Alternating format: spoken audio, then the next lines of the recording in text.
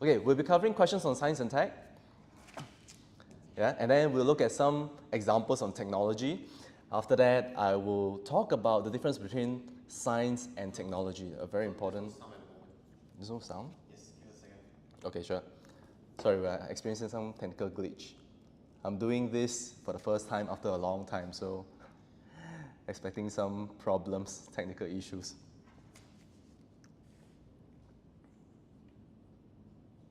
Can you guys hear us now?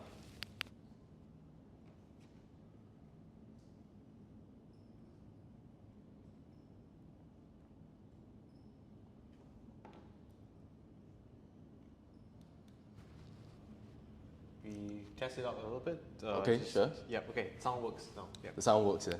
All right, fantastic. So do you guys hear anything that I've mentioned over the past 5 minutes? All right, as I was saying, we're going to be covering the different types of questions in science and tech, some examples on technology, and we'll then go into science. But before that, we'll talk a little bit about the difference between science and technology, very important distinction you have to make before you answer science questions. And at the very end, we'll give you some very good tips on how to evaluate science and tech questions. It's very important, so make sure you stay to the end of the crash course, all right? Okay, some things to take note of. All the resources that you see over here will be listed in the comments below, so don't panic. We will be sending out the resources. I mean, if you can contact us, there'll be contact information later on at the end of the course. And if you don't know where to find it, you can always refer to the comments below. Cool? All right, next. All right, we're going to cover some questions for science and tech. Maybe Mr. Chuah will share with you on this one right here.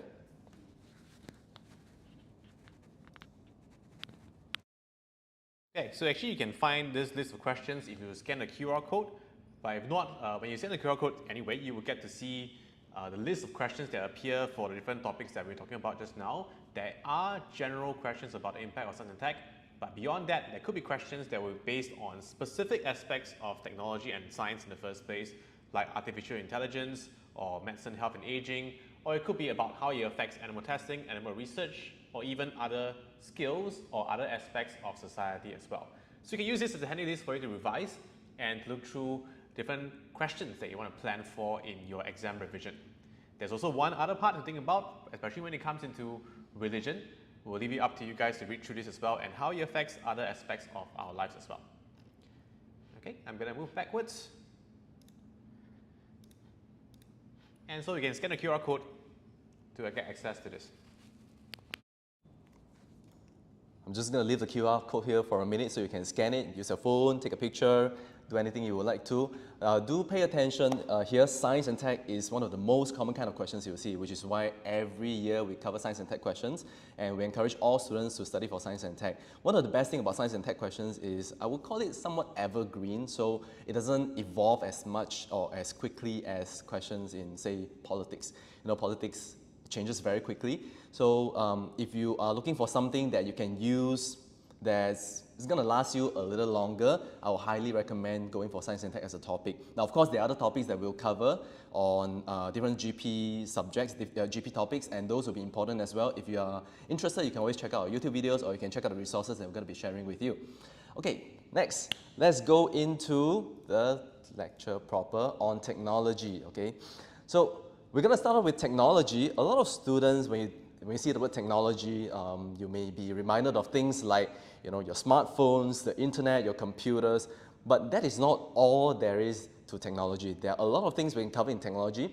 One of the key things about doing well for technology questions is to look at the different areas of technology. Now, what are some of these things here? Now, we can think of technology in different ways: military technology, environmental technology, digital technology like your phones and all that. Transport technology is something that I'm very interested in. Agriculture technology, this was tested, I believe, in 2020 on whether science is a solution to world hunger.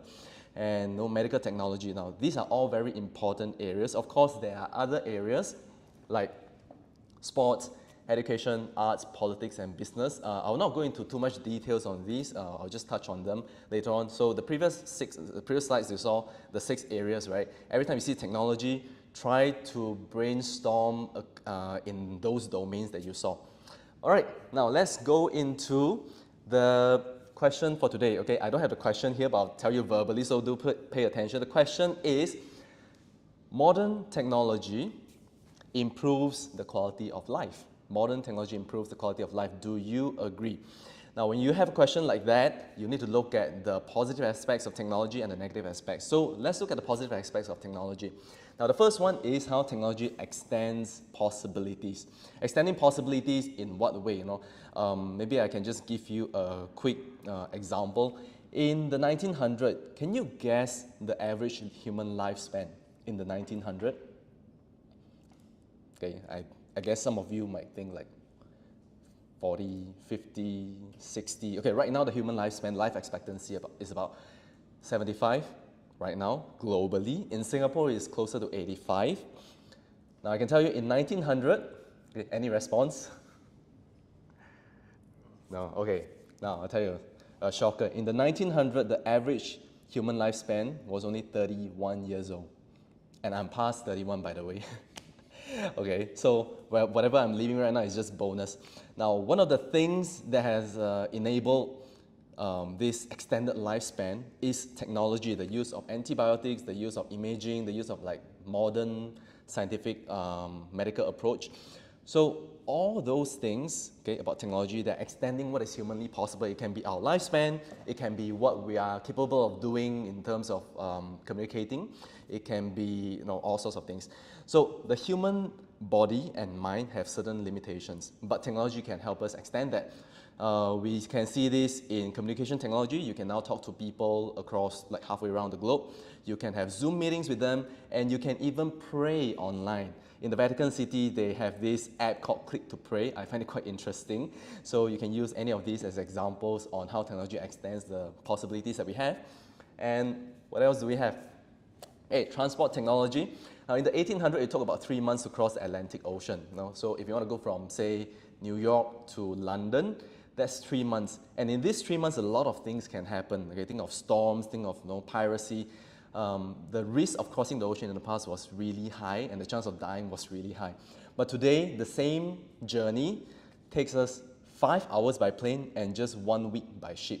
Now, this example is also very good if you want to talk about topics like globalization. You can use this to start off your globalization essay, for example. Okay. Next up, we have battery, lithium-ion batteries. You think of lithium-ion batteries, you think of like your smartphones, you think of your iPads, right? But to me, lithium-ion battery is a lot more than that. Think about our electric cars. Electric cars are made possible because we have a very efficient storage of power. In this case, it's lithium-ion batteries here. Now, over the next couple of years, you'll see the lithium prices going up because we are using more and more electric cars. And the one thing that you might want to note is that in 2019, the Nobel Prize winner in chemistry was actually won by the person who researched lithium-ion batteries. Okay, next up, medical technology. Like I say, people are living a lot longer today, 73, I think it's close to 75 years old right now, when it was just 31 years old. There are other breakthroughs in technology that we also see. For example, in imaging, we can now use AI to detect some diseases through what? Through mammogram, to chest CT scan, MRI scan, colonography. Because the human eyes can only see so much, maybe there are things that doctors might miss out. We can use AI to supplement this ability to diagnose. And one of the things that I recently encountered was I contracted COVID 2 weeks ago, and I had to see doctors, but instead of seeing doctors like how I've usually done it, I actually called a telemedicine, a teleclinic, I think that's what they call it. So you just download an app and you can see a doctor online. They'll give you the medicine. They'll give you advice on how to recover from the disease just through the phone. You don't have to go to the clinic physically. I think that's going to be the future for medicine over the next couple of years. You'll see a lot of changes in this. All right? Okay, now this guy, his name is Eliud Kipchoge. He is from Kenya, I believe. He broke the record of marathon. Now, how long do you think it takes to run a marathon? It's 42 kilometers. Most of my friends, I don't run a marathon, I don't know, but a lot of my friends will tell me they take about 5 hours, 6 hours. Maybe if they're strong, they can run it within 4 hours. But even that is quite a feat already. But this guy, he actually ran a marathon in just under 2 hours. How did he do it? He did it with the help of technology and science. So he had carefully planned diet, he had pacers, meaning people who would help him, who helped run with him so that in order to reduce the wind resistance as he will face. He had a car that will help pace the pacers who in turn pace him. And he had this, very interestingly, these shoes from Nike. It's called Nike Vaporfly 4%. These shoes can improve running efficiency by 4%. Now in sports, every percentage counts. Every tiny improvement in our performance can lead to huge results, huge improvement in our results. So this is how technology has helped us break the human barrier. Okay, now, so here's a quick summary of how technology can extend possibilities. Right, through ICT, in medical technology, in transport and in sports. So I'm going to leave this slide here and let's go on to the next part. Right, technology improves our welfare. How do we do that? Right, think about what we mentioned earlier, using AI to look at images to help us diagnose diseases. In the past, we had X-rays, right? But X-ray can only see a limited can only diagnose a limited number of diseases. There are a lot of diseases, a lot of conditions that can only be accurately diagnosed with things like MRI, with things like CT scans. So these things have improved our chances of survival because doctors can more accurately make diagnosis. All right. Okay. Oh, that's interesting here. Do you know that if you have a heart failure, you can, or if you're waiting for heart transplant, you can use this artificial device called LVAD, left ventricular assist device. Okay, put it on the heart. The doctor can install it on the heart while you're waiting for the heart transplant. Now, this technology was actually a spin-off from space technology. Those of you who might have looked through A-level questions, you might have seen that space technology was tested a couple of years back. So NASA was actually testing out engines for space, and they found that this engine, the design of the engine, could be used to pump blood in our heart as well. So maybe in the future, we don't even need heart transplant anymore. We can just use NASA technology. All right, now next up, for people who have diseases like cancer, very often one of the complications is taking a large dose of drugs. But that's not good for them because the drugs can harm their body. So doctors have been finding out, or researchers have been finding out ways to deliver medicine, drugs to a specific site, specific tissue to target just the cancerous cell rather than just take drugs that can affect the entire body. And scientists have found a way to use DNA and fold it into origami like this. Now what you see over here on the right, those are actually DNA. Now when we can manipulate the shape of DNA, we can also deliver medicine, drugs to specific sites to help us cure diseases. Now let's talk about military technology. A lot of people talk about military technology, they think about like nuclear bombs, they think about very destructive technology. Now here's a tip for you. If you're going to talk about military technology and why it is good, think about defensive military technology. I'm going to repeat, defensive military technology. Now this system that we're going to talk about is called the Israeli Iron Dome. If you have been following us on YouTube, I made a video about this. The Iron Dome is a system that intercepts incoming missiles. It is used by Israeli forces to intercept the missiles from Palestine in order to prevent the missiles from hitting civilians on the ground. It has saved a lot of lives. I think this missile system was widely used in the past couple of years when there was a conflict between Israel and Palestine. Very, very useful technology to save lives. And a very similar technology is the Terminal High Altitude Area Defense System, THAAD. This was deployed by South Korea to detect incoming missile from, guess where, from North Korea. This technology is very, very controversial because China is not happy with this installation of THAAD because they believe that the system is also detecting what's happening within China territory. So if you're talking about politics, you might want to bring this in as well. Okay, so a quick summary. Technology improves our welfare. Militarily, it improves our welfare when it comes to medicine. Okay, let's move on. Now, technology is a great leveler. When we use the word leveler, what we mean is everyone has an equal playing ground.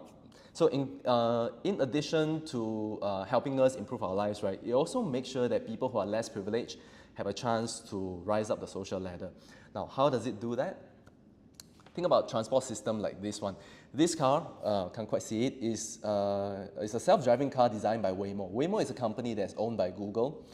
It has self-driving capability, as we know that, but I guess the people who can benefit the most from self-driving cars are the ones who are disabled, who can't move, because now they have a sense of mobility that they did not have in the past.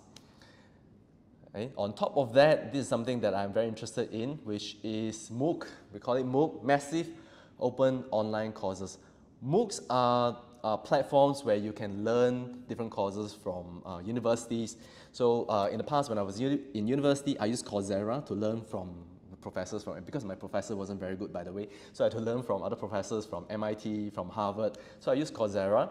Nowadays, people from developing countries, they are seeing this as a huge opportunity for them to get education. They don't have to go through formal education in order to gain the knowledge that is necessary for them to succeed in the workforce, to climb up the social ladder. They can get a lot of these resources for free because of MOOC. Okay, so technology is a great leveler. We talk about how technology can improve the lives of those who are disabled. We talk about how technology can improve the lives of those who are in developing countries. Okay. Next up, technology can solve humanity's problems, right? When we design technology, very often we think of the problems that we're trying to solve. And then from there, the innovators, the scientists come up with solutions. Now, what are some of the things that we have solved with technology? Think about precision agriculture. In the past, agriculture was done in a massive scale. If I want to, say, apply pesticide, I'll apply it across the entire field. If I want to water the plants, I'll do so for the entire plantation as well.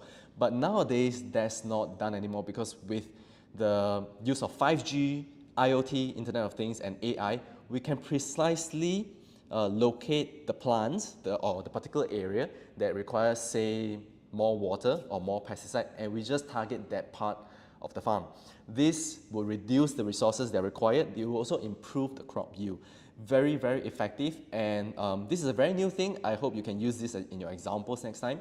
And one of the things that you want to take note is this is what 5G is enabling, because a lot of it is done through sensors to tell us the soil condition, the moisture content, the temperature, the crop yield at a particular location, whether a particular location has pests or even weed that needs to be addressed. So that's how precision agriculture is going to be, it's going to be a huge thing in the next couple of years. Okay, one of the things I really like about precision agriculture is the use of biodegradable chipless sensors right here. Now, can you imagine sensors? Typically, you think of a sensor that's made of metal, plastic, but these sensors are made of biodegradable material. That means when they degrade, if we leave it in the ground for an extended period of time, we don't have to worry about it leaching toxins into the environment. Okay, now we talk about sensors. Now, what do sensors do? Sensors are great at collecting the information, but the information is useless if we don't process it. So companies like Fazel, I'm sure I'm pronouncing it wrongly, they are collecting all this data, processing it, and then sending it to apps where the farmers can use. These farmers can then use the data to decide what to do with a particular parcel of their farm. For example, maybe a specific site of the farm requires a bit more pesticide, then they would administer the pesticide accordingly. Okay, so that's precision agriculture. Now, what about agriculture in other ways? Now, if you have watched Black Mirror, which is a very fantastic series that I recommend you watch when you're free. It's about technology. I love it because I'm a technology fan. You can see this scene where they use drones, not drones, what are they? Bees, drone bees to pollinate flowers and plants. Now, this is actually being done in real life. We are using drones, actual drones about this size, to pollinate flowers in apple plantation in America. So that's how drones are being used already in agriculture. Now, there's only one application of drones. You will see a lot of application of drones in imaging as well. What I talked about earlier, for precision agriculture, it also uses drones to figure out which parcel of land is maybe lacking certain nutrients based on the color, based on the size of the crops, the crop yield, and they can use this information to help them improve the crop yield. Okay, maybe next one. All right, so Rwanda blood supply. Now, drones are also used to deliver blood. Can you imagine that? In countries where the transport system is not very robust, sometimes using cars, using trains, or using any kind of transport is not the most efficient way to do so. So we have now figured out how to use drone to deliver blood to 35% of Rwanda national transfusion supply. Okay.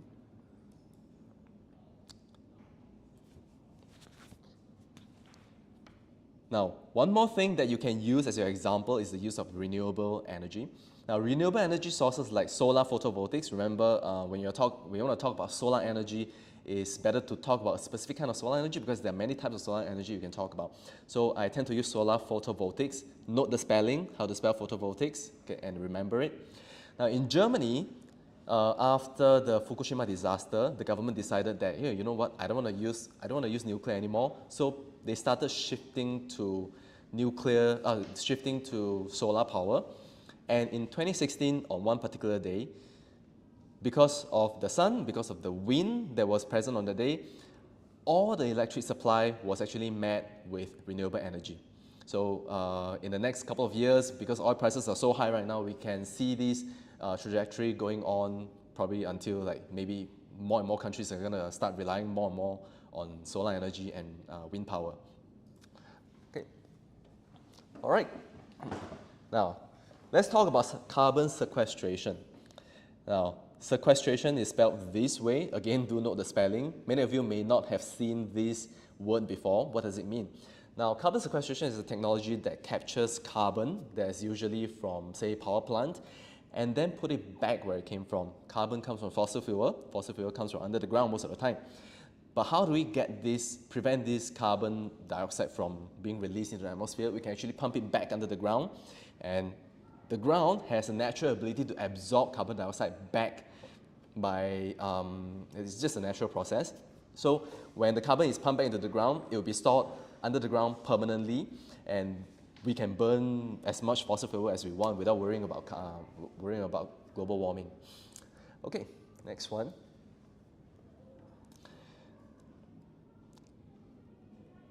Judges in America, they have been grappling with this problem, right? They don't know how, they don't know who to release on bail or to grant parole.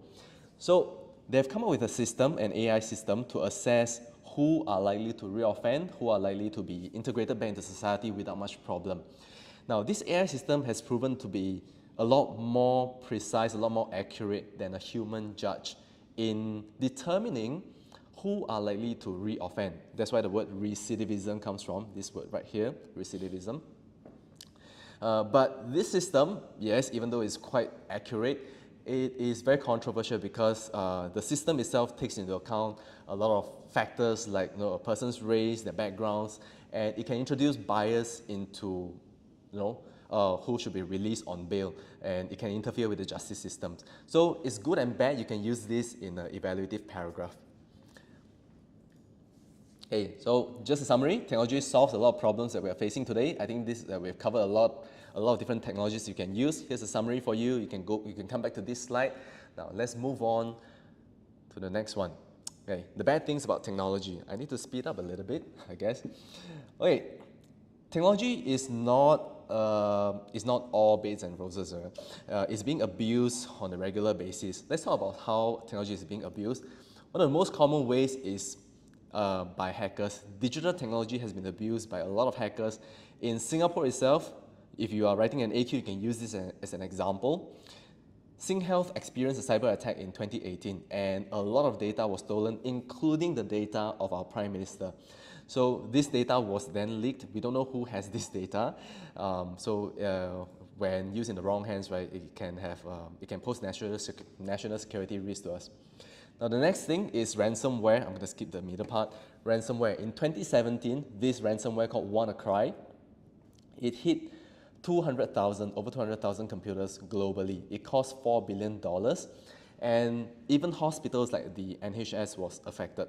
A lot of patients were in need of medical care, but the computers were down. Now, it was found that this ransomware was created by North Korea, was used by North Korea. Okay? We don't really know this yet, but that's what people are saying. Hey, if you want to talk about inequality, like gender inequality, you can use this example. In Saudi Arabia, there are some applications that can allow the men to track their wives to know where they are. Now, it goes one way, only the men can track the women. So if you want to talk about gender equality, you can use this abuse as an example. Okay, military weapons, we talk about some defensive military technologies, but what about offensive military technologies that you can talk about? There are some technologies that are a bit more controversial. The first one is chemical weapon.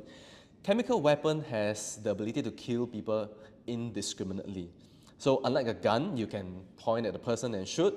A chemical weapon cannot do that. Because once it's released, it doesn't matter, the targets are, men, women, children, elderly, civilians. It does not discriminate. That's why it's very controversial. It was used in the Syrian crisis in 2018. Now, another weapon that's very controversial is cluster munition. Cluster munition, you can think of it as some sort of landmine. Once it's released, right, it leaves behind a lot of landmines that can explode. Now, it can endanger the lives of civilians, so cluster munition is actually banned in a lot of countries, but it was recently used by the Russians in the Russian-Ukrainian war. Okay, so just a summary. I'm going to move on to the next part. Now, technology can come with a lot of risks and unintended consequences. When we design certain technology, we sometimes don't think about how it can impact us. But what are some of these risks that are involved? Hey, think about self-driving cars, right? We might think, they're great, they're safer, but they're not always that safe. There have been accidents involving Tesla where the drivers die because the car was on self-driving mode. So it has happened multiple times. You can go and check out more on how self-driving cars can lead to accidents. Hey, another issue about AI is the creation of deepfake. Recently, I watched a video of a lady model, and the entire video looked just like an advertisement, but little did I know that the video was actually, the lady was not real. It was created with AI. That means that person does not exist. This is what we call deepfake. We can use AI to create a person artificially. We can even make them resemble maybe certain public figures. So that's why deepfake is a very huge issue. People no longer can distinguish between what's real and what's fake. When the videos you're watching, like me right here, what if this is all AI? How can you tell what's real and what's fake? Hey, now, synthetic media. Now, Facebook took down a lot of accounts during the Ukrainian and the Ukrainian-Russian crisis because the Russian network was actually perpetuating a lot of fake news. Now, this fake news was created using AI. They no longer hire people to type out fake news or create videos or pictures that are fabricated. They simply had to rely on AI to create this fake information. It's created using this thing called generative adversarial networks. So if you want to use more specific examples, you can code this GAN in your example. All right. If you are a student in China, I think you have to worry about, not just your behavior in class, but your thought processes in class.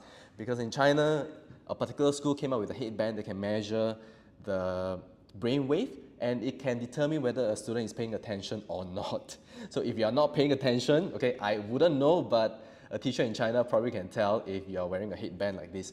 Now, the problem with using this technology is this: it can lead to a lot of stress. I mean, just imagine putting on a headband that can figure out what you are thinking.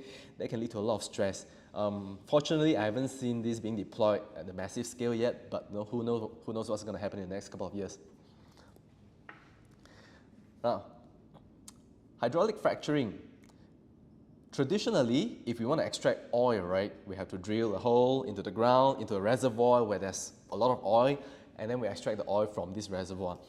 But over the years, as more and more oil reserves are being depleted, human beings are finding ways to extract oil from less conventional sources, perhaps from rocks itself, meaning there's no oil reservoir, I'm just drilling through rocks and trying to get oil or organic materials from rocks. This is done through what we call horizontal drilling and hydraulic fracturing.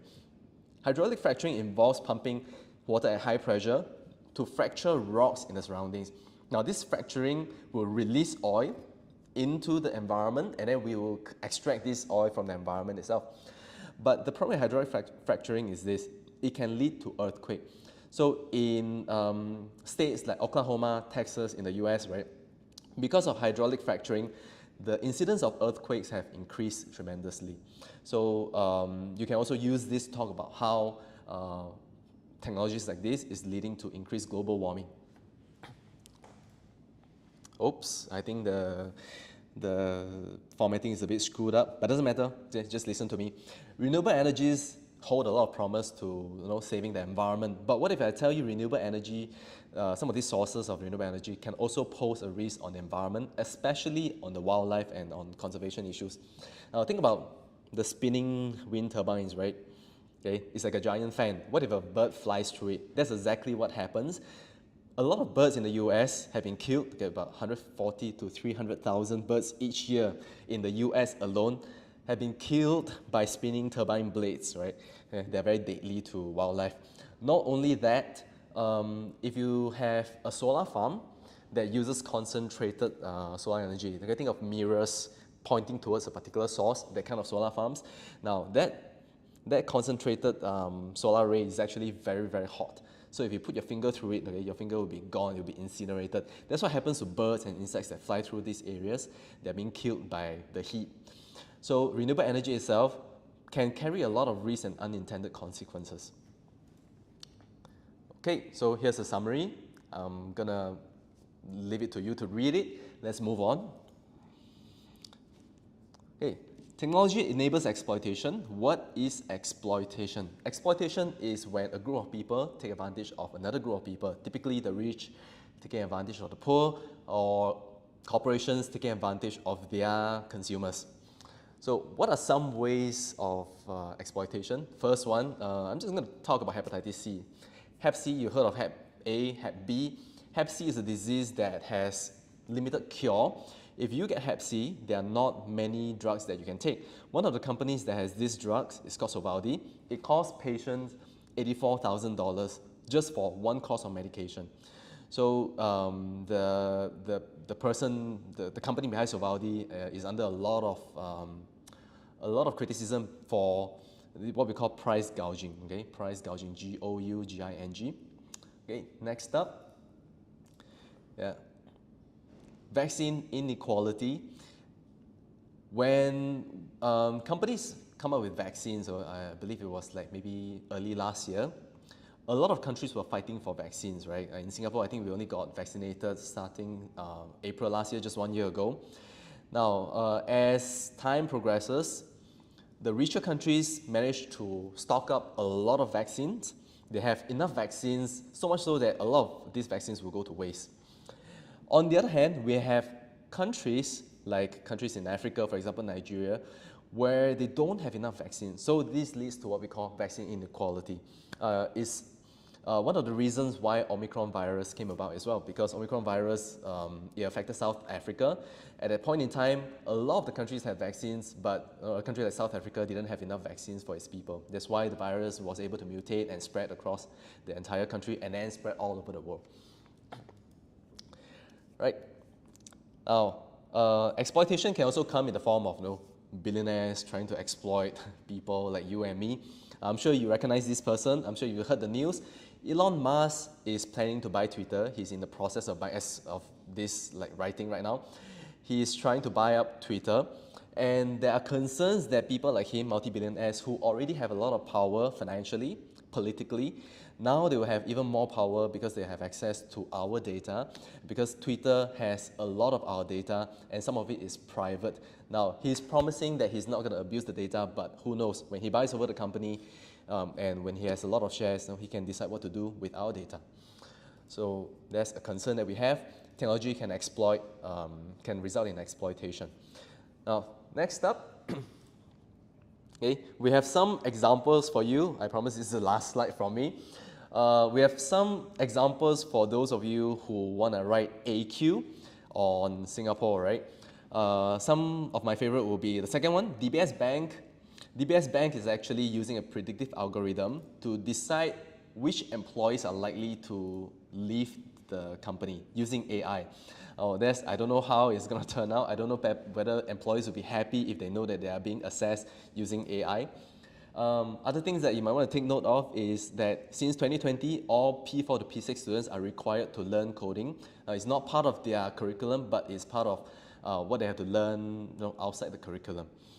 Okay, so that is all, for what I have to share on technology. Right now, I'm going to pass the mic back to Mr. Chuah, and he's going to share with you. He has some questions for you.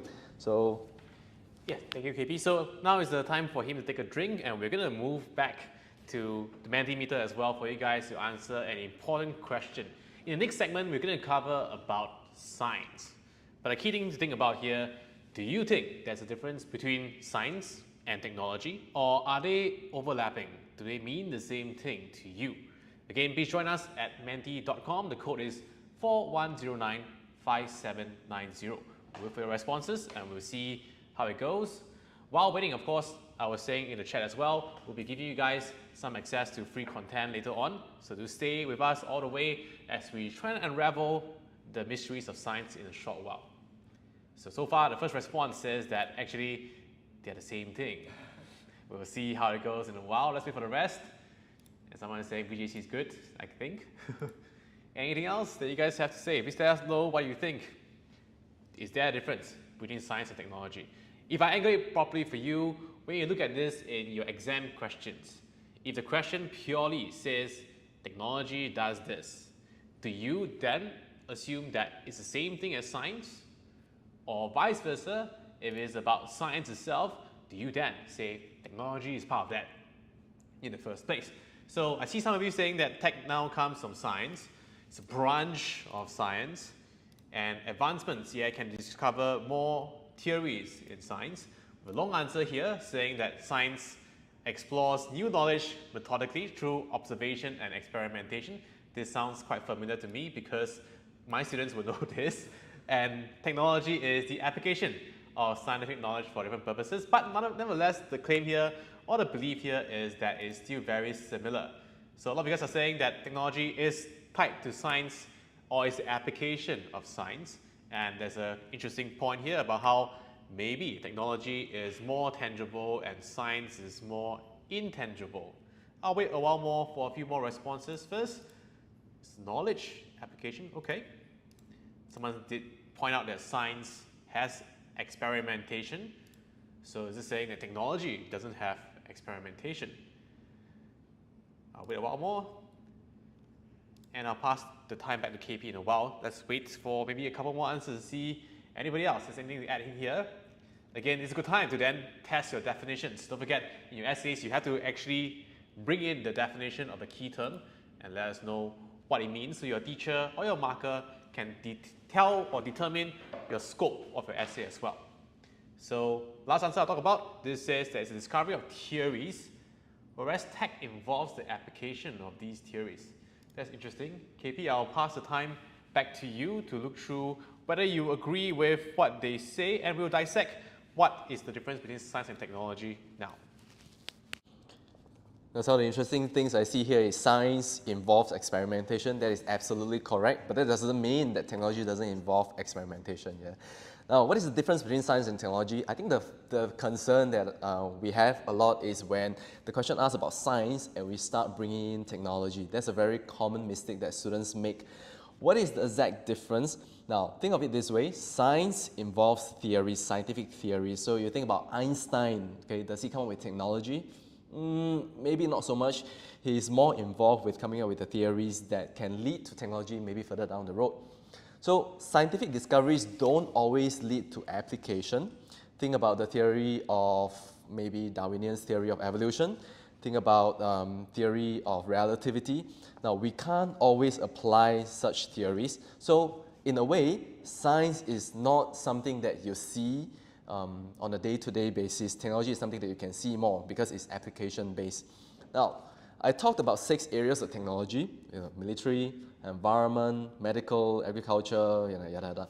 But I would like to point out that medical technology tends to be a bit science and a bit technology. So if you want to learn science and technology together, my tip for you is to learn anything that has to do with life science. Think about agriculture technology, like say genetic modification, or medical technology, on say vaccination.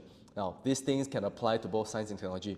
Other than that, let's look at what are some of the scientific theories that we have. I'm going to talk about the good and bad things of science. Yeah. Okay. The first thing is science is unreliable. Why do I say that science is unreliable? We're not saying that science is not truthful, we're just saying that science changes all the time. For example, let's see.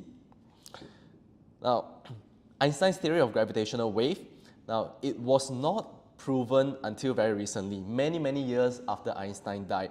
Now, here's the thing, right? Einstein came up with a theory saying that gravity is a wave, it's not just a force. A lot of scientists say, how can that be? That's impossible. And to prove this, okay, is very difficult. They had to build a multi-million-dollar facility across the planet in order to detect any changes in gravitational wave. And it was only proven in 2016 because there was an explosion somewhere far out in the universe, and the wave travels across the universe, it reached Earth, and that's when we discovered that, hey, Einstein was right long after he died. Now, next. Hey, oh, wait, I think this is a good thing about science. One of the first vaccines that we have, actually the first vaccine that we have was by Edward Jenner. He came up with a vaccine for smallpox. Because of that, smallpox is gone. You don't have smallpox anymore. Whatever pox you're having right now there's a monkeypox going, like spreading around the world. We're not sure how that will turn out. Right? Whatever pox you have had in the past, that's chickenpox, that's not smallpox, all right? Okay, the other vaccine that is very promising is HPV vaccine. HPV stands for human papilloma virus, and it's quite a mouthful. HPV is a disease that can lead to cervical cancer in women. But nowadays, because of HPV vaccines, we are solving this problem of cervical cancer. So it's very possible that we can eradicate HPV maybe in the future. Okay, I'm going to skip this part because it's not too relevant to our discussion today. Maybe we can go next. All right. Now, let's talk about medicine here. Okay. Marie Curie, you gotta know about her. Marie Curie is the scientist who has won 2 Nobel Prizes, one in chemistry, one in physics. If you're studying gender, you gotta remember Marie Curie. Now, what is her contribution in science? She discovered radioactivity, and she applied it in X-ray. She used X-ray machines to treat wounded soldiers in World War I. So that's one of the positive application of X-ray and her scientific discovery. Okay, maybe we can move on to the next one. Okay, I'm going to skip a few parts because I think we have better things to share later on. So I'll skip this part because you can read it yourself. Yeah, it's pretty self-explanatory. Okay. Okay, next. Okay, scientific methods. Okay, this is what I mean by the scientific methods always change, right? Now, some examples include right here. For 80 years, we thought Pluto was a planet. And then the scientists in NASA studied Pluto a little bit more. They studied the planet system. They realized, hey, wait a minute, Pluto is not a planet. So for a person who wants certainty, right, science is definitely not the area they want to look at because science changes all the time. Now, even right now, scientists are debating whether to reclassify Pluto as a planet, whether to turn it from a non-planet back to a planet. Okay. Now, other examples are, in the past, we thought, in the 19th century, we thought that an atom was the smallest indivisible unit that we have. But then in the 20th century, we found that the atom was not the smallest because we have an even smaller thing called the electron. Nowadays, we know that even an electron is not the smallest unit because we have things called quarks, which are even smaller than electrons. So who knows what we're going to discover in the 22nd century and so on. Okay, we may find even smaller and smaller subparticles. Okay, okay. Now this is about the black hole. For many, many years, scientists believed that the black hole could only be of a certain size because any bigger than that, a black hole could not exist. But in 2019, one person in China, he discovered a black hole that was so much bigger than all the black holes that we've seen. Okay, it's called LB1. And that actually overthrows the theories, the mathematical models that we have always had about black holes. Yeah. Hey. Now, very, very important, do pay attention to this slide over here. Science is never, because science is ultimately a human creation, right? We discover scientific theories, we come up with theories itself. Now, it can therefore be manipulated by people who have the intention to do so. Now, just take this as an example, right? Okay. A survey by Public Library found that 2% of scientists have intentionally manipulated data. Why would they do that? For a scientist to achieve any level of success, they have to publish papers. And to publish papers, they have to have results. And to have results, sometimes they have to manipulate some kind of data. If not, they will just be publishing non-results, right? If they have a particular theory that they couldn't prove, then all their hard work would have gone to waste. So some of them have resorted to changing the results. Now, another example that I can bring in is ivermectin. You guys might have heard of ivermectin. It's a medicine for animals. But recently, there's been a lot of talk about how ivermectin can be used to cure COVID-19. Now, is that true? There were some scientific studies that show that ivermectin could cure COVID, but then a lot of these studies were flawed and they show signs of fraud. What are some of these signs of fraud? Okay, some studies actually took the samples and they rearranged the samples such that the patients who were more likely to die from the disease were put into the control group. The patients who were healthier were given ivermectin. Now, of course, the end results would be that people who took ivermectin will be healthier, will survive the disease. And that actually leads to some skewed results. Other than that, there were some studies who included phantom participants, meaning these patients weren't even there in the first place. So that is a way of manipulating data. And there was also the anti-vax movement many years back when Andrew Wakefield, this person, who found the correlations between vaccine and autism. Now, was this correlation justified? If you learn a little bit more about what Andrew Wakefield was doing, he was actually sponsored by a group of parents who were in a legal case who were suing vaccine companies. So they sponsored him to publish this research. So there was a conflict of interest. Therefore, the paper was revoked by the scientific community. But then the falsehood that Andrew Wakefield perpetuated still continued on many years down the road. Yeah. All right. Okay, so here's a summary. I'm going to move on to the next part, okay, on scientific risks. Now, science is not always safe. It carries some risks, especially when it comes to experimentation. There was a disaster in 1960 called the thalidomide disaster. Pregnant women were given this drug to help them sleep. But a lot of those who took these drugs, right, they gave birth to babies who had deformities like this, like what you see over here. Eventually, they found out that these drugs were not safe. Now, the reason, what happened was they didn't test these drugs enough. So, after the thalidomide disaster, all drugs that are sold nowadays have to go through very rigorous clinical trials, like the vaccines that you have taken. Okay, now the others, I believe you can read about it. Okay, I would like to cover a little bit about scientific ethics. Yeah. Oh, sorry, exploitation. Now, science can be exploited by companies, by people with power for profit, right? For instance, think about Coca-Cola. Coca-Cola was actually publishing research that shows that diet does not lead to obesity. Meaning, if you eat a lot, that's fine, okay? But but if you don't exercise, then you're more likely to be obese.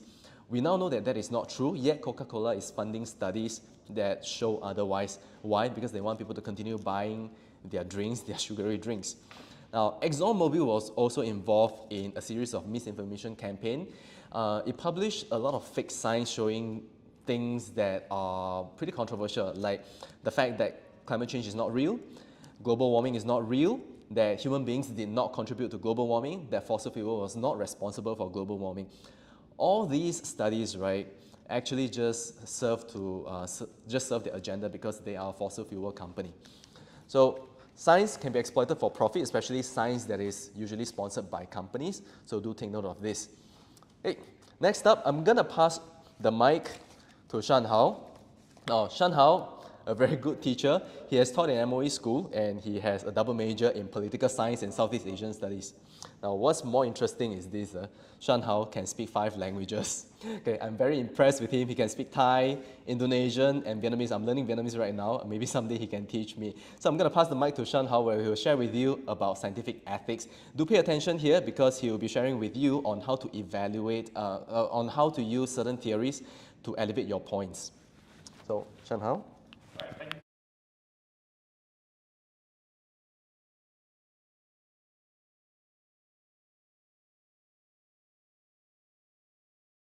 Hello, can you hear me? Yeah. Great. All right, thank you, KP. That was a very flattering introduction. Maybe one day we can go for Vietnamese classes together. All right, great. So let's move on really quickly to ethics, on how scientific research, scientific technology can really raise ethical conundrums or problems relating to ethical concerns with morality and the way the human condition or humanity perceives these progress in general, right? So let's move on to a few case studies. The following case studies that I'll bring you through are actually very famous, very classical debates in human history, especially in Western medical sciences and just the field of science alone. So let's begin with the first one, the Tuskegee experiment. Now, this was a huge, controversy in American history. What really happened was African American communities were studied for the effects of syphilis. Now, syphilis is a very contagious disease, and the problem with the experiment was that these Black American men were actually tested on without their consent. Now, this was something that was forced, it wasn't voluntary, and the sound of that alone just raises a lot of alarms because this is not ethical, this is not humane. But the controversy actually was even more serious because the scientists purposefully deprived the test subjects of a cure, which meant these African Americans were tested, and over the period of, I think, 40 years, they were deprived, they were refused the cure, even though these scientists knew that there was a cure for that. And today, the practice is widely condemned by the scientific community and remains some form of a traumatic experience for the African American community in America, and of course as an important milestone or important reminder that ethics should remain an important concern in medicine. All right, let's move on to another similar case study. This is none other than the Willowbrook State School experiment. Now, let me go through what really happened. In the 1950s, there was a pediatrician. His name was Sal Krugman, a really bright guy, but less so in terms of his ethical approaches. Right, so he was asked to resolve the rampant hepatitis problem in Willowbrook State School for children. So this was a school on Staten Island in New York. And the state school was a school or educational institution for children with intellectual disabilities. All right, so at that point in time, 90% of the school children were infected. Right, this was a really high number, and also presented a huge opportunity for a very opportunistic doctor like Krugman himself to want to step in and want to find out what were the rampant causes and what were the structural causes, or at least understand how hepatitis worked or how hepatitis was diagnosed, and then finding the cure for these things, right? So what happened was he actually proceeded to infect these students with hepatitis strains. I'm really sorry, there's a little error there. But what really resulted, right? What the outcome was that Krugman experiment helped him to discover 2 different strains of hepatitis A and B. So these strains are familiar to most of the medical community and outside the medical community as well. And 15 years later, he developed a prototype hepatitis B vaccine. All right. Now, the controversy, of course, continues to be a problem for Krugman, but at some point, on his end, what he tends to justify his actions was that he agrees that the ends do not justify the means, but he doesn't think that these ethical concerns or ethical conundrums apply to his own work because the children at the school were constantly exposed to the risk of acquiring hepatitis, which means he thinks that his work actually produced good results, right? Especially because if he didn't step in, he thought that these children would actually contract the disease anyway. So this was an important, again, episode in the history of medical technology and research.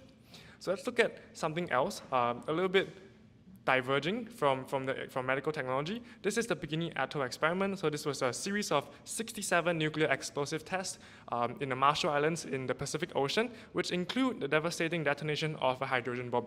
Now, for most of you, you understand, most of us would know that nuclear testing has side effects because there are radiation leaks, and radiation, of course, is not something that the body takes very well, and consequently, local tribes in the Pacific Ocean, there are numerous tribes actually, suffered from radiation diseases. And until today, many of these test sites, which include Bikini Atoll, is still uninhabitable today. Right? So these are ethical concerns.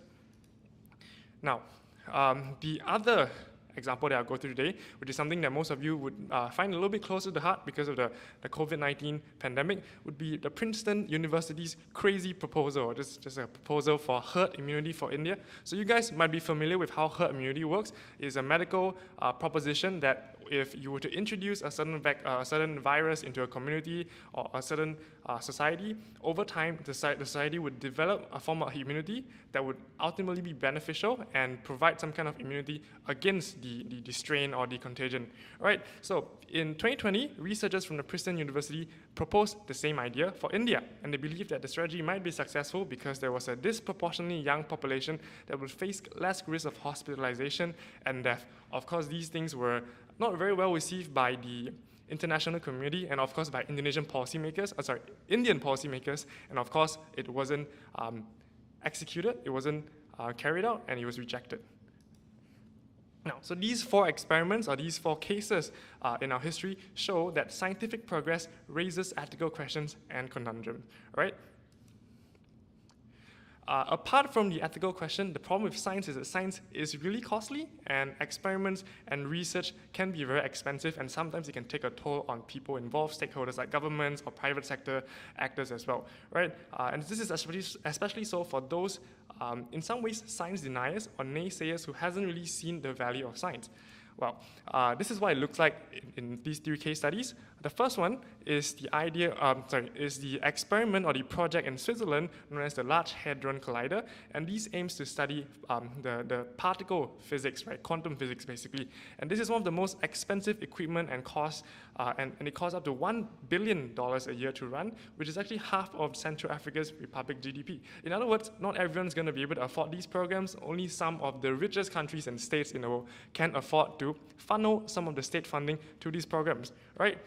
The other example is the idea of space exploration. So NASA's 2020 Mars rover, of course, intended to study Mars's ancient geography, so history, geology, and the human search for life outside of Earth, actually cost $2.46 billion. So imagine what happens if a country in debt, right, or just not being able to support these kind of projects would think of, right? And of course, in terms of the increase in budget, we're also seeing a trajectory of more money being put into space exploration, especially by states that can afford it. The example here is Trump increasing NASA's budget by 12%, right? The final picture here is an example of how just for a single picture alone, to take a picture at a black hole at the center of the M87 galaxy, this is one of the many galaxies that scientists have found out, $50 million was spent. Imagine spending that to take a single photo. This is absurd for some states who really cannot afford it or don't see priority in scientific research. Right, so in sum, the point here is science is really expensive, and the 3 examples should be enough to show you why some states have no interest or have no stake or do not prioritize the idea of scientific research and technological advancement. All right, let me move on. And the point is, if states fail to prop up these programs, if states fail to direct money to these programs, sometimes science needs the market too. When I say market, what I mean is science, scientific research, scientific technological advancements sometimes needs the market hand, and private sectors need to come in and prop up the entire process or the entire research programs. And one very good example you guys may be very familiar with from the Twitter acquisition weeks ago is Elon Musk's SpaceX. Now in May 2020, NASA astronauts launched the commercially built SpaceX Crew Dragon spacecraft to the International Space Station, the ISS for short, from American soil, which was actually strongly affiliated, or at least demonstrated the fact that sometimes state owners, stakeholders from the state and the government need to work hand in hand with private sector actors to ensure a better outcome. And this demonstrates that sometimes science really needs the market, and public sector hands alone cannot ensure that scientific progress is maintained or achieved. Now, so these are some points that we can talk about. Science and tech can solve problems, science and tech cannot solve problems, science and tech can create new conundrums, on science being merely a tool. These are the points that we've talked about earlier. And these, again, are running parallels and running debates that most of you might have thought about before. Right, so we're going to talk about scientific determinism. Right, so the idea of determinism here is a theory that social progress follows an inevitable course driven by technological innovation, which means tech determines the way society functions and how social progressions or social conditions unfold, and thus technology is believed to be a key mover in history and society, and therefore, by extension, humanity, because it determines our cultural values, social structures, and histories. Some of you who might be familiar with very apocalyptic or dystopian science fiction will actually relate to the idea of technological determinism. Wall-E, for example, definitely is an example of technological determinism. Now, but in reality, what really happens is that science and tech is merely a tool, right? If determinism was that technology determines the way we live our lives in the world, a more optimistic stance, or at least a more balanced stance would be that we own technology and we decide the way technology is utilized in society. Now, it is generally accepted that technology does not determine but operates and is operated upon a complex social field. This is by Murphy and Potts, academics, written in 2003. And the idea that technological constructivism really entails this very simple proposition that human actions determine and shape science and technology, right? It is not technology that determines how we live our lives, but human actions have agency in determining the use of science alone, right? And in this field, what we need to consider is the inherent motivations and human factors like economics, governance, politics, right? Even culture and social social religious traditions, right? And how, on the other hand, you also have limitations of human beings, human error, for example, and a lack of ethical foresight that limits these things. So on one hand, there are push factors of how, enabling factors of how human economics, governance can push forward science, can push forward technology. But on the other hand, we also have disabling factors like limitations and the lack of ethical foresight that can determine the way we think about technology. All right. I have come to the end of my part, and this is also effectively the end of our sharing today. Let me just bring back. Thank you. Right. Thank you, Shan-Hao. Thank you so much. Right. All right, guys. Thank you so much. We are not done sharing yet because we have a little bit more to talk about when it comes to evaluating your science and tech questions. Now, we've shared a lot about examples that you can use, right? But examples are not enough. You know, the best they can get you is maybe a B. But knowing how to use these examples in your argument is a lot more important. Those of you who are aiming for an A, right, you want to pay extra close attention to what we're about to share. Now, let's talk a little bit more about how to evaluate our points. Maybe Mr. Chia can share with us a little bit more about evaluation for science and tech questions. Yeah, hi, I'm on. My sound is working? No, it's not. Now it's working, all right. Hi guys, I'm back. So actually I just want to talk a bit more about evaluation as well. The first thing, of course, in your GP paper is that you want to make sure that you actually answer more than just yes or no in your answers. So one way we talk about this is that if you're asking a question about how science and tech or even parts of science and tech can solve something, is to consider nuancing certain keywords in the question. In this case, that will be the word solve. You realize that whenever you look at a question that says something like that, the word solve itself can mean a number of things in your points. You can talk about how it's about being able to solve on the surface, a superficial kind of thing, or you can talk about how it can solve quite a number of things as well, but maybe it doesn't address the root cause. Alternatively, you can consider how instead of solving things, in the process of attempting to do that, we see how it creates new problems. We look at that when we saw a lot of the ethical issues that are created, especially when we see medical research, when we look at certain more controversial stuff, be it self-driving cars, be it looking at cloning or other things there as well. So the other thing I want to talk about as well is the fourth part here, where we talk about the tool segment and how actually there is determinism versus constructivism. Let me angle that a little bit as well, because one important thing that you see in many science and tech questions is that the questions tend to ask you about the impact of science or technology, or science and technology. Now, the impact question is one out of 6 or 7 different question keywords that may come out in your exams. And how the impact questions look like is basically they'll ask you, how does Y affect X? So how does science and tech affect something else? Maybe our lives, or human progress, or solving global problems. These kind of questions, you realize that the question itself, the statement in the question, it does have a bit of a problem with it in the sense that it is all based on this idea of technological determinism. And of course, this is a reductionist theory. You can always bring it out and reflect that actually the statement, in looking at how science and technology is trying to affect or is affecting a part of our lives is actually a flawed viewpoint to consider it from determinism only. Instead, in reality, what really happens is that science and technology itself, be it either science or technology, is always affected by how humans use it. In fact, we are always on a daily basis constructing what we like to see in terms of how our world innovates with science and technology. So when we see things that are happening, sometimes it's through the sheer human will that we see such things occurring or new inventions being created as well.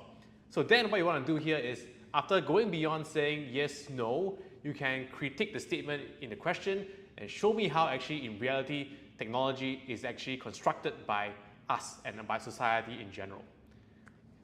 Yes. So it's kind of like when people say guns don't kill people, people kill people. Yeah. So do the guns really kill people? If those of you believe that the guns actually are responsible for deaths, right? So you are subscribing to which theory again? There'll be determinism. Determinism, yeah. Right So here. if you believe that guns don't kill people, but people do kill people, and that will be constructivism, right? Yeah. Yeah. So I guess that's a very good way. Thank you for sharing, Mr. Chuah. That's a very good way to evaluate your examples, and I guess you can use it for all sorts of a lot of questions. The main thing you want to make sure you avoid doing is to hijack the question. So actually, you answer the questions first, and then use this aspect to tie in a deeper evaluation. And of course, if you want to add the gun analogy, you can always talk about how science or technology is not a silver bullet to our world's problems. In essence, it's actually dependent on how people use them. And when people have bad agendas or malicious agendas, it will lead to greater issues in our world instead. All right, that's awesome. Thank you for sharing, Mr. Chuah. Okay, now we're gonna leave some time for Q&A, I believe. So the first thing will be, if any of you are keen, again, we have shared just now our Facebook page and YouTube page as well. You are on the YouTube page right now, so do follow us as well, and our Instagram page. Besides that, the other thing that will happen is that for those who are based in Singapore, we are giving free GP workshops on the 1st and 2nd of June. If you are keen, do WhatsApp us. Just scan this QR code, or you can save a number, take a picture. These workshops are non-obligatory. So for the J1s, it's a 2-hour workshop. We will talk about a bit more about the things that we briefly shared just now. For the J2s, it'll be a 3-hour workshop where we'll go through a lot more to make sure you guys are ready for your exams as well. Okay, and let's move on to the next part before I go to Q&A.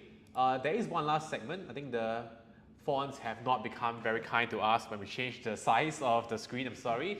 So again, if you would like to join us, there's also this free lecture that I'm going to give out here. So you can scan this to actually access a free Science and Tech Part 1 lecture where we go through the general impact of Science and Tech. That will angle for us the different parts that we talked about just now, how we can solve problems, can't solve problems, create new problems, as well as how it is a tool. So you see a breakdown of all the things that we've covered in greater detail, so you're able to just apply this in your essays or to understand this. This apparently has been quite helpful for many students as well. I even had one student tell me that actually he got lucky, he only studied just this lecture, and then he got an A for GP. So it is worth taking your time to look at it as well. One lecture to get A for GP. Yes, again, it's a risk if you only study one topic. That's why we have asked you guys for your feedback to look at other topics like arts, media, environment, politics, for example. Yeah. One last thing I'll just share is that we are having June programs as well. We have upgraded this package. So we are giving out 7 lessons and 4 lectures at a normal price that you will pay for as well for J2. For J1s, you have 6 lessons and 2 lectures as well. Lectures, of course, based on the different content that we will share with you if you're keen. And we have group discounts as well if you're interested. Okay, so you can take a picture of this screen if you want to. I'm going to move on and we'll go back to the Q&A section as well, because that part, KP and I will need to see what you guys ask, and then we will try our best to answer what we can. Mr. Chuah, would you like to share these lectures? Are they going to be online or physical? Oh, yes. So actually the lectures will be online for some of them, and the tutorials, however, will be either online or physical. So give us a ring if you're unsure about various things. You can answer your questions there as well. If you have other questions here, you can always ask on this Menti chat now. So please go on and continue to ask us questions on menti.com. And now we just answer Q&A that you have.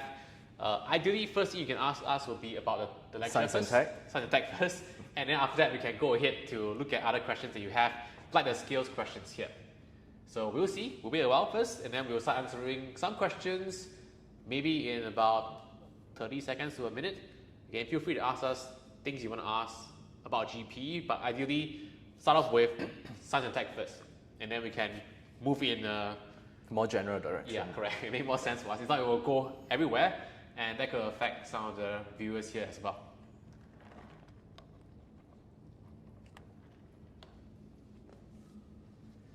Okay, so far we have still this one question. How do we avoid example-driven points? Yeah. If not, we could answer this. Let's give it 30 seconds. Now we have a few questions now. Oh, I see. Okay. And it's all skills questions, so no science questions yet. Okay, maybe we'll answer the questions here first, since I guess they are more worried about different skills. So I will give my input, and you can share with me. So the first question here is about how do we avoid example-driven points. Now this is actually a very common thing that we see students doing at the start when they join in to do GP, especially at J1. And I think one thing that's important is that your arguments must have a factor or a reason that is not tied to a case study. Many times when you write your point, you got to make sure that your point is a general macro point that is able to encompass wide-ranging examples. When I say wide-ranging examples, it should be covering different aspects of our world, not just one case study or one thing. I'll give you a simple example. Many students have to write points based on COVID or COVID vaccines, full stop. And your entire argument is then skewed across based on just this topic, rather than looking at how perhaps science and technology can cause problems or solve problems per se. KB? Now, if you're looking at science and tech questions, I'm just going to use it because we are talking about science and tech. Yeah. Let's say you are writing a paragraph and on your mind you're thinking about military technology. Now, avoid having the word military in your topic sentence. You can zoom into military in your example, but the topic sentence and the explanation itself, it has to be a bit more all-encompassing. That means you can't just have you can't just talk about military. That particular topic sentence should be able to accommodate maybe military technology and medical technology at the same time. So if that's a test that I can give to you. If the topic sentence can accommodate two different areas of technology, then very likely it will not be example driven. I think a good gauge as well is that if you find that your point is driven to one aspect of society, like a social, political, the kind of part, then it becomes a problem as well. Okay, we have a number of questions now. Let's move on ahead. I'll see again if there's any science and tech questions. And so far it's not yes, science and tech the PowerPoint questions. slides will be shared. Yeah, we will share the PowerPoint slides with you guys as well. Okay, let's look at this. Let's talk about politics here. So this question says, in what way can science and tech regarding politics, I guess, recently, other than the Ukraine-Russian war or conflict? I think in this case, this question is quite poignant since I think it was 2020. Is it the question about science and tech being a threat democracy, or benefit, to democracy in the first place? So now let me answer first again. When you look at this, politics itself, you do not always just look at conflict. There are many other aspects that happen here. A very simple example of tech will be how in our last elections, there were a number of Singaporeans who were voting overseas. You found that actually they could vote electronically or through other means instead of physically being there. You can also look at how politics, especially, we can see how technology is used sometimes to watch over us. You can look at Trace Together. You can look at the CCTV cameras that you're staring at near you as well. In many ways, politics can be very broad, so science and tech does cover a lot of things within politics as well. Okay, if I can just add on, Mr. Chuah shared a lot about different technologies you can use. One of the areas that you might want to look into is media, because media and politics are very closely tied. So you look at social media, that is technology, right? And social media has a lot of influence on politics. If you look at the 2016, 2020 elections in the US, in Singapore, a lot of the electoral fights are fought on the internet. So think about, fake news, falsehood. Think about, you remember Hillary Clinton 2016? There was a rumor spreading around saying that she was running a child sex ring on social media. And that could very well be a way of the supporters of Trump who were trying to discredit Hillary Clinton. So it relates to politics because it relates to media. So for this question, I think one of the best things that you want to attend is a media crash course. Maybe we should cover that in the next one. Yeah, maybe we should. Beyond that, one last thing I'll say, don't forget the Chinese social credit system. you'll see that entirely the country is run using people's biometric details, using AI to track whether you are worthy of something or not, or whether you should be accepted into something or not. Okay, let's move on to the next question. Again, I'll look through those which are content first, then we see how it goes. Anything else besides that? Ah, nice. Okay. Okay, this is an interesting question. Should we bring in religion as an evaluation for science and technology? It is possible, but you got to consider how you want to use religion in the first place. I would say that actually for religions, or in the case of science and tech and religion, you will find that most likely you could apply it to talk about the ethical boundaries that science and technology might contravene. And these ethical boundaries are things that, especially if you believe in religion, things that we cannot cross. So the idea of trying to play God and things like that will become a problem, because when you look at science and tech, there are things that could be created or researched upon, like cloning or things like euthanasia, that could be controversial with regards to religion as well. So you could use that as an evaluation in your essays. Now, for this particular question on religion, right, I find it a bit odd. Maybe you have been exposed to certain questions that ask you to compare between science and religion, as in the case in one of the years of A-levels, right? We have a question between science and human action should be based on scientific facts rather than religious faith. So, science and religion can occur in the same question. Whether or not it is useful as an evaluation, I would say it's not that common to see that. If you do see that, it is more likely to be in science rather than tech. Now, of course, speaking of religion, right, some of you might also ask, what about science and art? There is also another debate that we have when we talk about science. We didn't go into details for this particular crash course because those questions are pretty deep, but I'm sure we can release some resources on the tension between science and religion and science and arts. Actually, for those of my students who are watching, I think I briefly mentioned some of you guys that we are covering science versus religion in one of the 4 lectures you'll get in June, so look out for that as well. Yep. In June you'll learn about it. Whoever asked this question. Okay, we have quite a number of questions now. So we just talked about this science versus arts question. It is usually tied to education, I would guess. Yeah, correct. Besides that, don't forget, you're looking at the nature of what science and arts are like in the first place. Yeah. Yep. So I'll mark this as well. How will we notify? So actually, we will do the same thing. This time around, actually, most of you guys, sorry, I shouldn't get too far ahead to clear the rest first. What does digital age mean? So this is a relevant thing, I think. It's about a question about how, is it true that digital age leaves no one behind? And what does digital age mean? So actually, in this case, I think it can be acknowledged as either a given context / explicit assumption question, that you must tell me that in the digital age this means that. If not, you can consider that as a changing context question. But in terms of digital age, I guess it will mean about digitization, things being moved towards with technology, being online, being ported away from being physical in nature. So that to me will be what digital age stands for. Again, when you define key terms, try to make a broad definition so you can set a scope for your essay easier. Yeah. Yes. Yeah. So you've covered pretty much everything. Thank you. Okay, I'll pass you the next question. Don't worry. Yeah.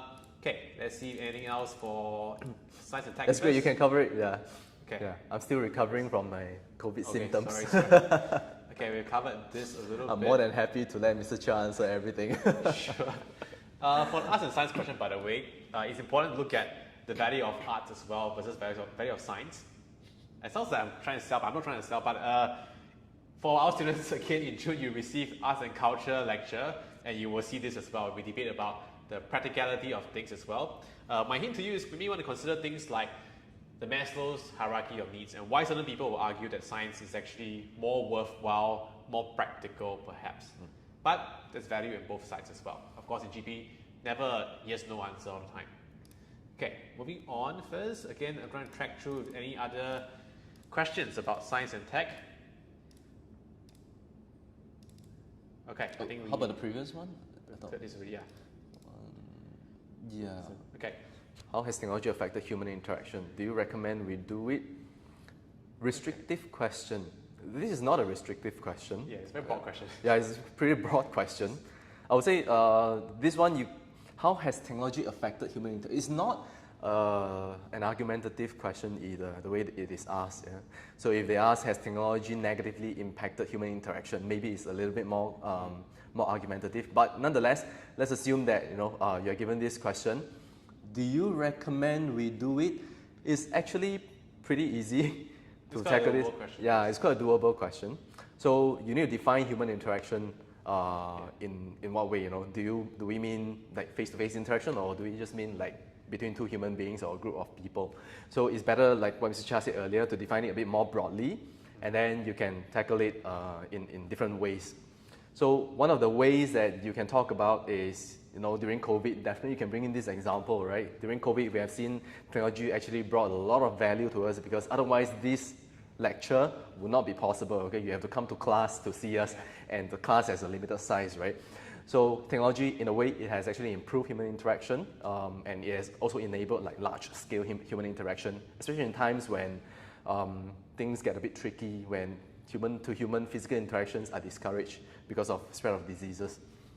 Yeah, I think besides that, one way whenever you want to brainstorm about a word that could be brought is just look at the different pillars of society, consider the different aspects that you can think about for human interaction, connect to social lives, connect to people, tied to maybe perhaps politics, tied to the economy and other aspects of media as well. Then you will see that actually it's quite a broad question with a number of points that you can answer as well. Mr. Chuah, will you bring in a psychological perspective over here? I could consider that. I think the main thing here is to think about the word affected as well, whether you want to say it's always good or bad. Maybe you want to consider how actually the reality is that it does both, and then you look into the complexity of how technology could be, used by different people as a tool for various reasons. Yeah. Awesome. Thank you. Actually, psychology, there was an example as well, if you look at the lecture notes that we're giving out as well, about how psychologists are being replaced by AI tools. And actually they found it easier because people tend to be shy when they want to share about their problems. But when they spoke to an AI psychologist, it was fine, it was better. Yeah. AI counselor. Yeah, AI counselor, correct. Okay, there's quite a lot of questions. Maybe we need to choose a few now. I would like to track by likes, but not that many likes here. Some of you guys are asking paper 2 questions as well. So maybe we need to pick and choose. Okay, let's look at this perhaps. How can you answer science and tech questions tied to other topics, crime, politics, arts, if we don't have enough content knowledge?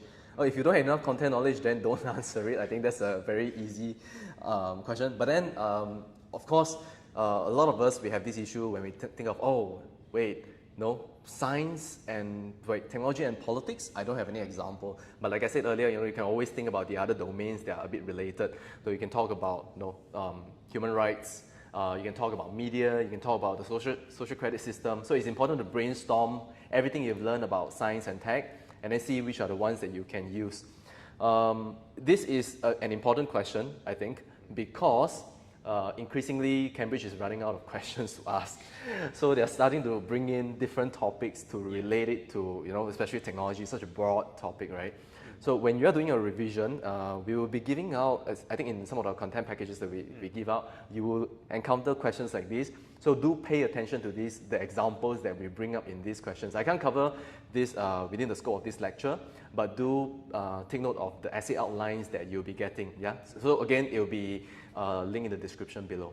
Yeah, so feel free to join our Telegram chats as well. There's the first class Telegram chat, there's the Illum Telegram chat, where we do actually share a number of examples across different topics so that we can help you guys out as well. Yes. Yep. Okay, let me see if there's anything else for science and tech. If not, let's clear maybe a couple of questions. Oh, nice. Okay, this is a question that is really tied to science versus religion though. So I will cover this a little bit because one of the quotes that I'll talk about in science and tech, science versus religion. The main idea here is that when you look at science without religion, it's saying that science cannot move forward without religion. The idea here is that if you look at the longer quote from Einstein, by the way, this is just a shorter version, to him, religion is the one that has the moral compass to guide us in the first place.